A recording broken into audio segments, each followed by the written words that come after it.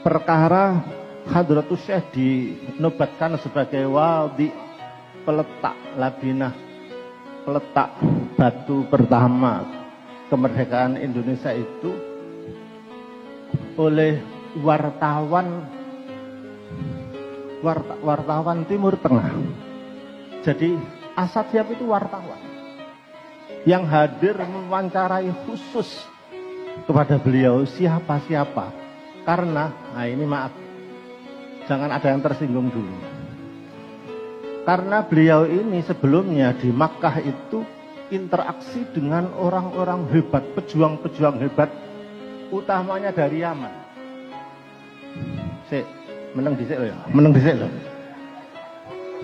Termasuk Syekh Habib Zaini Dahlan. Ngumpul-ngumpul membicarakan itu.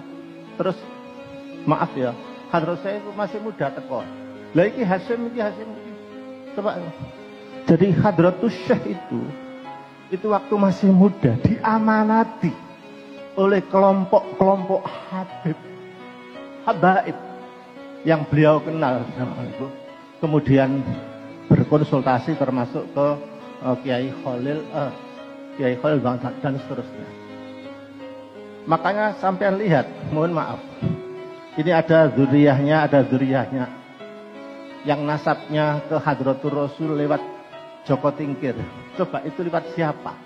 Kayaknya ada nama Ba'alawinya lah. Lihat di bukunya Asad Syihab. Mulai menang, Miss. Saya tidak membicarakan nasabnya putus dan tidak. Saya hanya membicarakan jasanya. Karena itu, mohon maaf,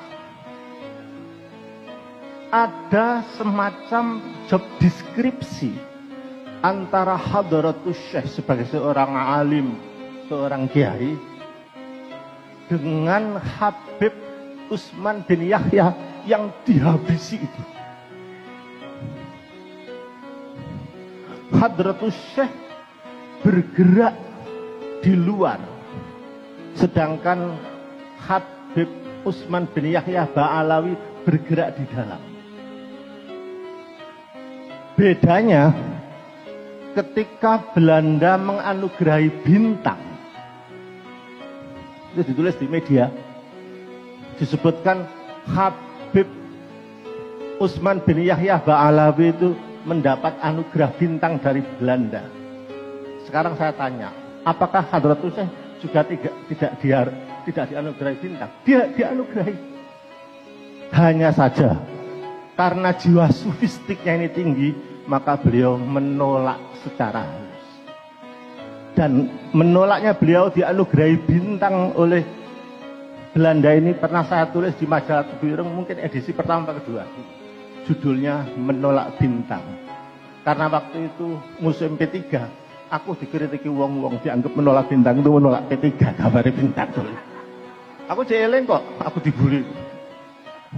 Sesungguhnya saya tulis itu tadi itu. Jiwa sufistik beliau. Dihargai Belanda, dikasih anugerah bintang itu tidak mau menolak. Karena itu maka nyuwun sewu, perjuangan Hadratus Syekh itu lintas apa-apa. Dengan siapa yang penting punya gerakan yang bagus, menyusun maaf. Karena hasutan tertentu menganggap ini pengkhianatan, Habib pengkhianatan. Sampai Soekarno itu termakan ingin membubarkan, ingin mengusir Ba'alawi. Dan mohon maaf sekali lagi, yang mencegah adalah Hadratus Syekh. Alasan beliau kepada Soekarno kenapa nggak boleh mengusir Ba'alawi, lihtiyajina min ulumihim. Karena negeri ini sangat butuh ilmu mereka. Mereka banyak mengajar di Indonesia, negeri ini butuh kita. Salah satunya lahirlah kitab Sulamut Taufik yang dikaji di pondok-pondok termasuk Tebuireng yang disarahi oleh Syekh Nawawi Banten. Jadi mohon maaf, saya hanya melihat kebaikan orang saja. Aku mau melihat elek wong. Seperti Hadratus Syekh yang pandai menghargai